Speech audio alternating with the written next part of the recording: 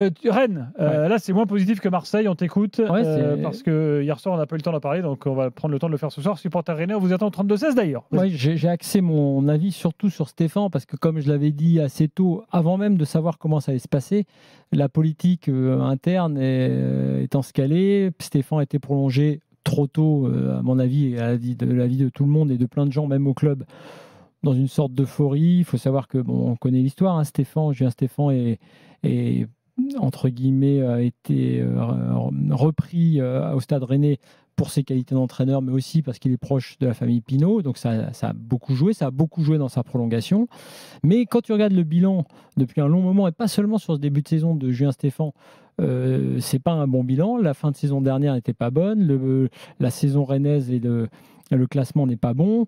Pas de Coupe d'Europe pour Rennes. Ça fait des années que c'était pas arrivé. Visiblement, ne voulaient plus trop bosser avec lui. Ouais, qui sont partis d'ailleurs. On parle de Terrier notamment, mais plus généralement, il se crée un fossé effectivement entre le fait que Stéphane reste, que tu veux, et que d'un autre côté, tu veux impulser une autre politique à Rennes qui n'était pas évidente et que je trouve assez courageuse, qui était donc un nouveau directeur sportif, Massara, avec ses réseaux et donc ces fameux joueurs inconnus qui débarquent, et pour certains assez prometteurs. On l'a vu lors du premier match, parce qu'il n'est pas question tout de suite de jeter tout parce qu'il y a eu 2 défaites. Mais effectivement, tu t'aperçois qu'il y a une dichotomie entre nouveaux projets. Ok, on prend le risque, un risque énorme, hein, de se couper de ces cadres historiques, on va dire, Bourigeaud, Terrier et d'autres, beaucoup de départs. Et puis la volonté d'impulser quelque chose de nouveau, un peu comme dans ce foot actuel où on n'hésite pas à aller chercher des joueurs dans des championnats peut-être moins connus, mais qui vont lancer une nouvelle aventure. Et dans ce cadre-là, tu t'aperçois que forcément, Massara se retrouve avec un coach clairement qu'il n'a pas souhaité. Même si il peut apprécier Stéphane à la base, il arrive forcément avec des idées, d'autres idées qu'il ne peut pas mettre en place puisqu'il a un coach qui est présent. Pour mémoire, quand le trio un peu Cloarec, Genesio, Maurice fonctionnait bien, il y avait une fluidité entre les 3 personnes un peu clés du club. Ce qui forcément là n'est pas le cas parce que Massara, on ne connaissait pas Stéphane, et on voit bien que Stéphane dans sa communication explique, et il a raison de le faire, que il prend en charge un effectif nouveau avec plein de joueurs intégrés, que tu as perdu des cadres. Il essaie de faire comprendre que lui, il doit se débrouiller avec tout ça.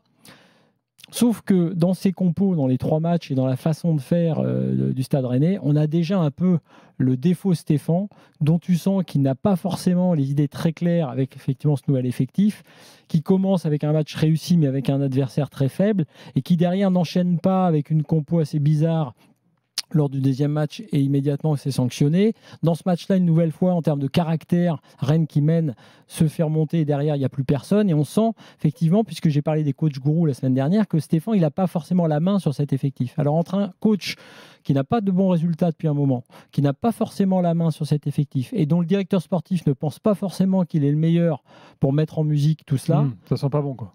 Pour moi, ça sent pas bon. Je n'ai, dès le départ, pour de simples raisons de l'arrivée de Massara et d'un entraîneur qui était déjà là et qu'il ne connaissait pas, je pensais pas forcément l'idée excellente et je pensais pas déjà que ça pourrait durer longtemps. Maintenant, en plus, si des résultats sont pas bons et si la mayonnaise ne prend pas vite, effectivement, je pense que ça va être compliqué pour Stéphane, même si il faut rappeler ce contexte politique à Rennes, qui est que la famille Pinault a été proche de Stéphane et l'a soutenu pour son retour, en tout cas.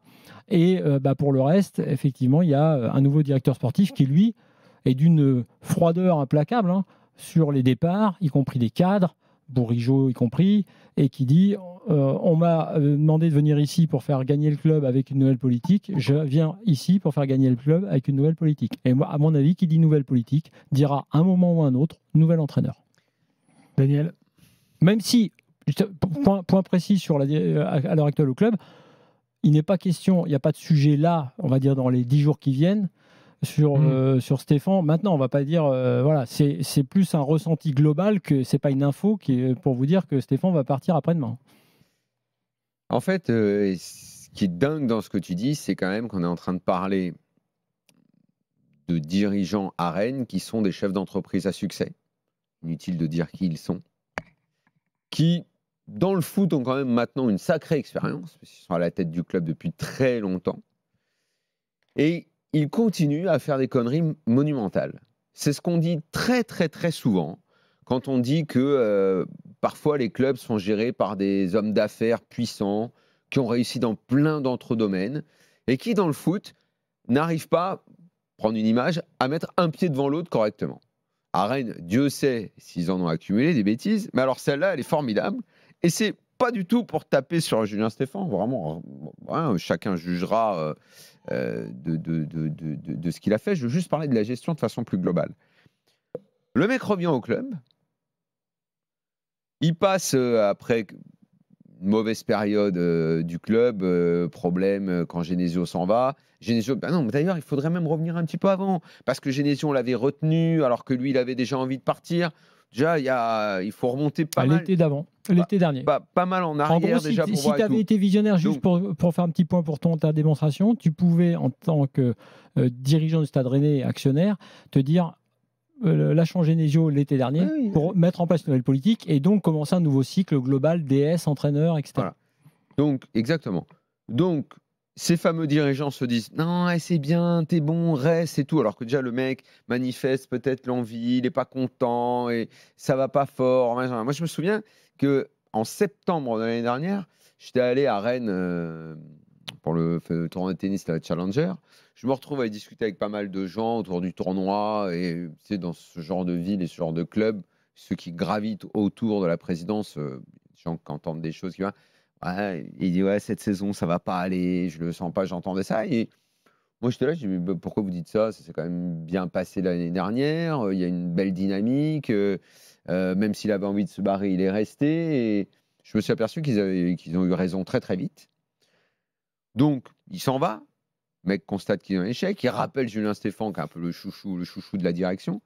Le mec, il fait 4 bons matchs. C'est vrai que ça s'était très bien passé. Je me souviens, il était même venu dans le feu des air shows qui reprendra peut-être un jour. Le mec, immédiatement, il le prolonge. Mais laisse-le finir la saison. Voyons comment ça se passe. Vois un petit peu, regarde ce qui se passe avec les joueurs, le rapport. Non, mais ça va comme ça que ça marche. Luis Enrique, pareil, là. En fait, c'est pour sécuriser ton gars. Mais il n'y a pas à sécuriser, c'est comme pas le bon. C'est comme le Great à l'époque. Et pour Luis Enrique, c'est pas bon non plus. C'est devenu une façon de fonctionner. Mais l'histoire des sélectionneurs. C'est pas bon. Tu n'es pas obligé, tu n'as pas besoin de faire ça. Et le mec le prolonge. Il le prolonge. Pire, parenthèse, sans obligation, puisqu'il avait accepté, Stéphane, en arrivant, d'avoir, tu sais, un contrat très court. Donc, il n'y avait même pas de 1+1, en cas de classement, tu sais, on peut, en cas de réussite, on pourrait envisager 2. Ils étaient libres, comme l'air, libres d'attendre. Donc, ils le font. À mon sens, c'est une erreur. La saison se termine. On va tout changer. Florian Maurice va s'en aller. Julien Stéphan, écoute, tu vas rester un petit peu comme le seul qui représente un peu l'histoire récente du club, quoi, finalement. On appelle un directeur sportif, personne n'attendait, qui n'est pas du tout Ligue 1, qui a un profil différent. On change tout, on fait un peu moins appel aux jeunes du club, on fait un recrutement un peu plus original. Mais déjà, là, il y a déjà un problème, puisque le directeur sportif qui vient, il aimerait bosser avec un autre entraîneur, mais il est lié par le contrat de ce coach-là. On apprend que des joueurs avaient plus tellement envie de bosser avec ce coach et ils s'en vont. L'histoire, elle commence. Le premier match, on a un peu rangé notre scepticisme parce qu'ils font un gros match contre l'OL. Puis évidemment, la réalité nous rattrape immédiatement. Et là, on est déjà en train de se dire, ça ne va pas pouvoir continuer. Massara ne peut pas continuer avec lui parce que sinon, il ne l'a pas choisi, il n'a pas envie de bosser avec lui. Ça ne correspond pas à la nouvelle tournure que... Non, mais là, c'est les dirigeants que j'ai envie de regarder. Je dis, mais qu'est-ce que vous foutez ? Vous êtes des mecs, vous réussissez dans les affaires depuis des années, vous êtes parfaits. Dès qu'il s'agit de gérer le foot, vous faites tout à l'envers. Cette prolongation de contrat, elle n'avait pas lieu d'être. Et c'est la même chose au PSG avec Luis Enrique. Luis Enrique, le club estime qu'il travaille très bien. Eh ben c'est très bien, il travaille. Il est sous contrat. Laissez-le travailler. C'est pas parce que vous allez le prolonger, vous allez le sécuriser de quoi ? Vous avez peur que des gens viennent le chercher ? Mais lui-même, ça peut être ça. Mais attends, Gilbert, Luis Enrique arrête pas de dire qu'il ne veut pas de joueurs qu'on force à venir. Il veut des mecs qui veulent marquer l'histoire, qui ont envie de rester longtemps. Appliquez-lui la règle à lui aussi.